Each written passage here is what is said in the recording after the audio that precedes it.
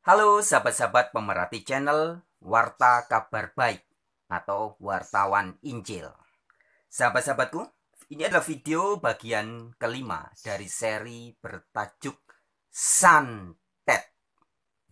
Santet yang dimaksud adalah hipnotis atau santet dalam bentuk verbal yang bisa sangat mempengaruhi orang.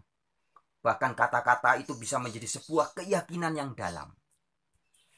Nah, sahabat-sahabatku, pada kesempatan ini saya ingin membahas tentang dua hal. Yaitu baru-baru ini ada kabar tentang heboh ya, kasusnya orang yang mengaku sebagai anak dari Akiditio yang kemudian katanya mau memberikan sumbangan uang untuk mengatasi atau menanggulangi atau ya membantu penanggulangan COVID-19 di daerah Sumatera sana.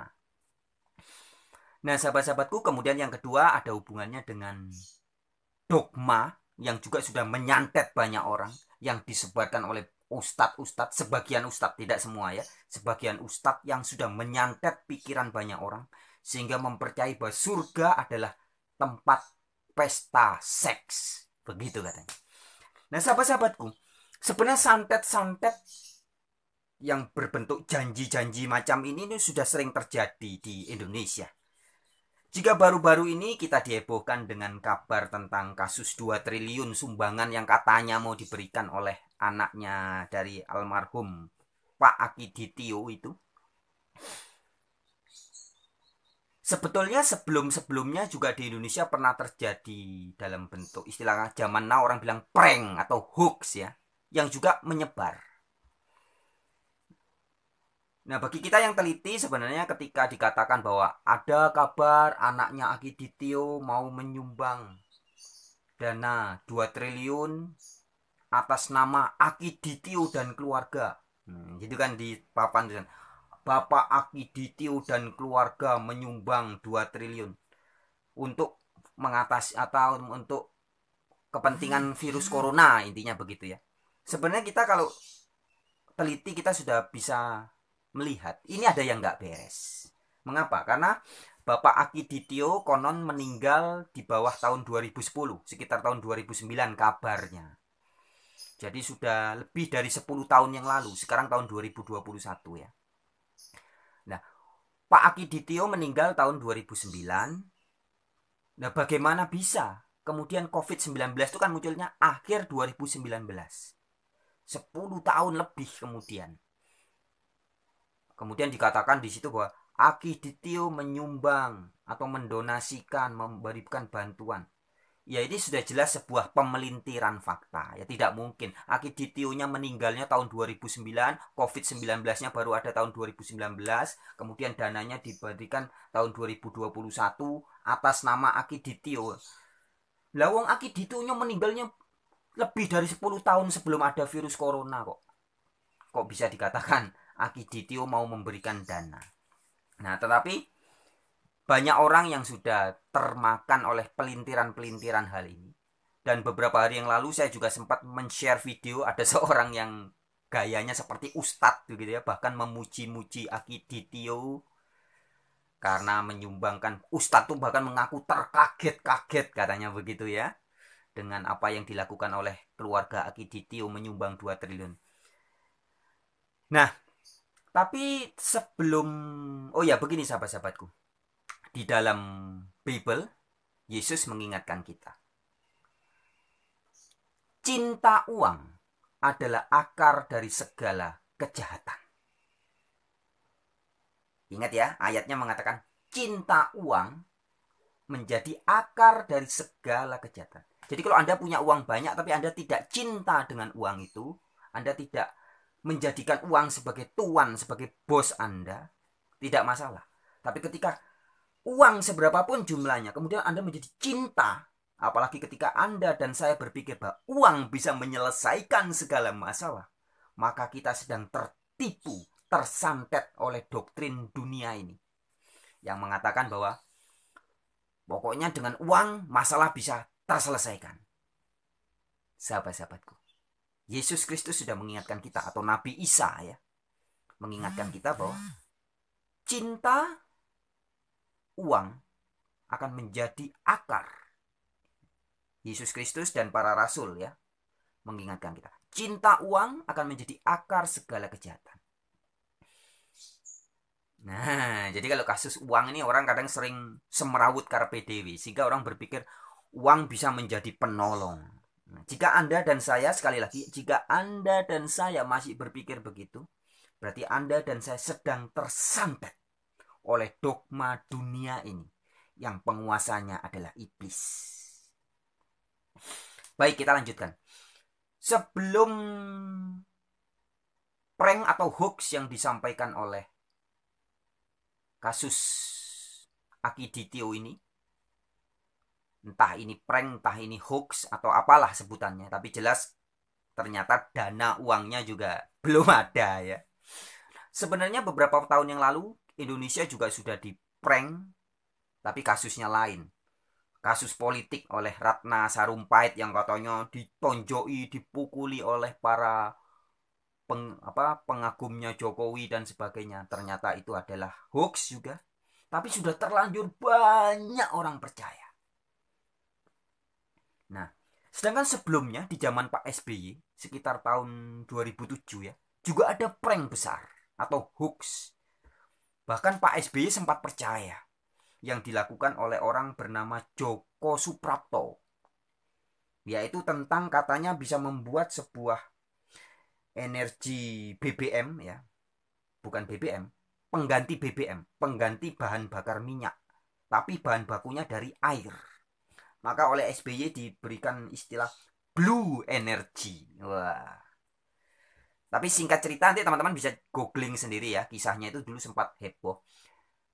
Singkat cerita ternyata akhirnya setelah oleh Pak SBY dibuatkan diberi fasilitas untuk mengembangkan itu, akhirnya Pak Joko Suprapto mengaku minta maaf bahwa itu adalah kebohongan publik.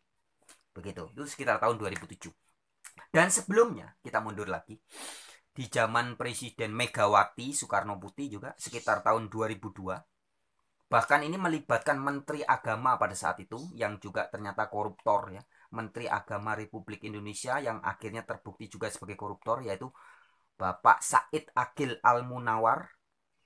Sekitar tahun 2002 kabarnya dia mendapat bisikan dari seorang ustadz atau ulama begitu katanya ya, bahwa ada harta karun peninggalan Prabu Siliwangi di situs Batu Tulis sekitar Bogor sana. Yang kemudian diadakan proyek itu harus digali, dibongkar.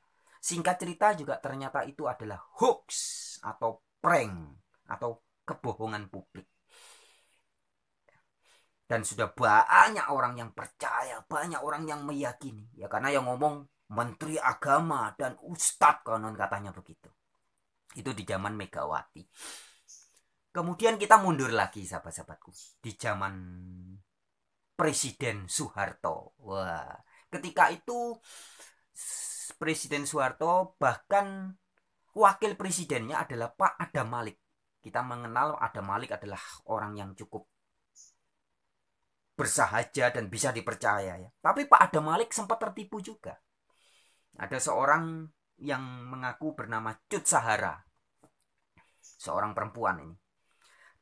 Yang dia memberitakan kabar bahwa dia sedang hamil dan janinnya di dalam perutnya itu, di dalam rahimnya bisa bersolat, bisa ngaji di dalam perut. Bayinya itu dalam perut sudah bisa melakukan mujizat ngaji. Dan banyak orang katanya mendengar suaranya. Dan betul, akhirnya itu menjadi berita yang sangat heboh di Indonesia ya. Cut Sahara mengandung janin yang di dalam perut bisa mengaji. Dan banyak orang membuktikan, ditempelkan telinganya di perut, ada suara mengaji. Wih, heboh. Ya singkat cerita, sampai akhirnya diundang ke istana presiden. Dan Pak Adam Malik sendiri, wakil presiden, sampai sempat-sempatnya menempelkan telinganya ke perut Cut Sahara ini. Dan benar, ternyata dia mendengarkan di dalam perut ada suara janin mengaji. Wow, heboh ya. Bahkan konon sampai orang sekaliber Buya Hamka ya, ulama Buya Hamka pun sempat memberi komentar yang ya terkagum-kagum begitu, karena ini kebesaran Allah bla bla bla bla begitu. Tapi singkat cerita, ada orang yang tidak percaya, yaitu Kapolda Banjarmasin. Nah, kemudian diundanglah Cut Sahara oleh Kapolda, dan kemudian diselidiki melalui anak buahnya yang pura-pura percaya. Nah, singkat cerita akhirnya terbongkar. Ternyata di balik bajunya Cut Sahara ada tape recorder yang berisi rekaman suara bayi mengaji atau anak kecil mengaji, orang mengaji begitulah.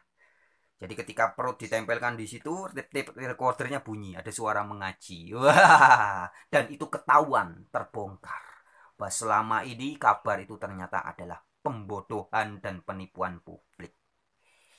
Ya, tapi memang pada saat itu kan yang namanya tape recorder itu sekitar tahun-tahun segitu itu masih sebuah barang yang sangat langka dan banyak orang belum tahu, ya. Sehingga disangkanya beneran. Baik, kemudian kita mundur lagi sekitar zaman Bung Karno di tahun 1950-an. Di zaman Bung Karno, bahkan Bung Karno sendiri nih yang sempat juga terkena prank atau hoax. Yaitu ada orang yang bernama Idrus dan Markonah. Kedua orang ini mengaku sebagai raja dan ratu, keturunan raja dan ratu dari pedalaman gitu ya. Tapi singkat cerita, setelah Bung Karno percaya dan banyak orang percaya, ada ketika diselidiki ternyata Idrus ini adalah seorang tukang becak pada zaman itu, dan Markonah adalah seorang pelacur atau PSK, ya, yang bekerja di wilayah Pekalongan dan sekitarnya, ya.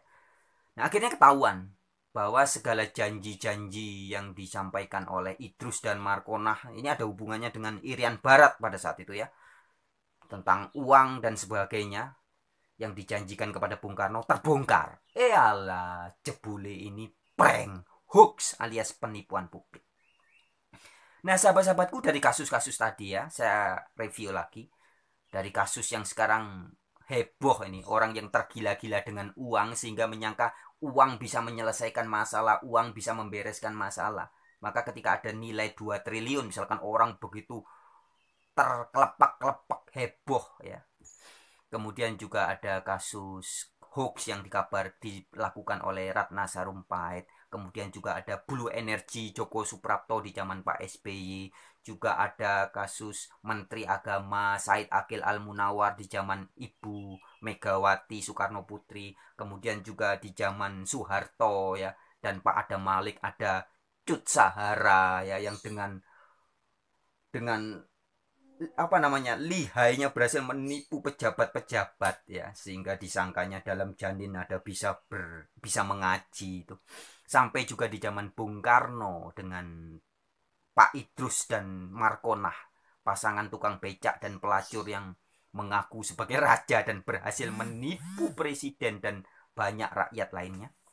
Nah, kita mundur lagi sahabat-sahabatku. Bahkan sampai beberapa tahun yang lalu kita masih mendengar ada ajaran-ajaran orang yang mengaku sebagai berilmu atau ulama yang memberitakan ajaran tentang janji surga, yang kabarnya di surga ada pesta seks. Sahabatku, sahabatku, sadarkah kita bahwa di dunia ini banyak sekali ajaran-ajaran, banyak sekali santet-santet, hipnotis yang setiap hari masuk ke dalam pikiran kita. Bahkan tidak jarang membuat kita menjadi yakin akan sesuatu hal. Tapi ternyata semua itu tidak lebih daripada hoax alias prank. Sekali lagi, jika ada di antara Anda dan saya, di antara kita masih yakin bahwa uang bisa menyelesaikan segalanya, berarti ini adalah fakta realita bahwa sampai hari ini Anda dan saya masih menjadi korban santet. Dan juga jika masih ada di antara Anda yang mungkin percaya bahwa di sorga nanti ada tempat pesta seks seperti yang pernah diajarkan oleh sebagian ustadz-ustadz, sebagian ya, tidak semua, maka Anda masih terkena santet. Salah satu nikmat yang ada dalam surga adalah pesta seks. Pesta seks. Minta maaf, karena inilah yang kita tahan-tahan di dunia. Inilah yang kita tahan-tahan di dunia. Dan kenikmatan terbesar yang diberikan Allah Subhanahu wa ta'ala di surga adalah pesta seks. Adalah pesta seks. Adalah pesta seks. Adalah pesta seks. Kenapa? Karena ini yang disuruh tahan di dunia oleh laki-laki. Laki-laki disuruh menahannya, lagi musim panas gitu ya. Gitu kan, perempuan ini kuat sebenarnya. Saya tidak setuju kalau dibilang perempuan lemah. Laki-laki kalau naik pesawat itu pakai jaket. Perempuan kalau naik pesawat itu pakai tank top. Masya Allah kuatnya. Masya Allah kuatnya. Kalau lagi dingin mereka pakai pakaian seksi. Masya Allah. Kita ini pakai jaket, pakai apa segala macam. Mereka ini kuat. Nah ini yang kita disuruh sama Rasulullah, disuruh sama agama untuk menundukkan pandangan di dunia. Kenapa disuruh menundukkan pandangan di dunia? Kenapa Allah siapkan seks di surga? Karena inilah yang selama di dunia kita tahan.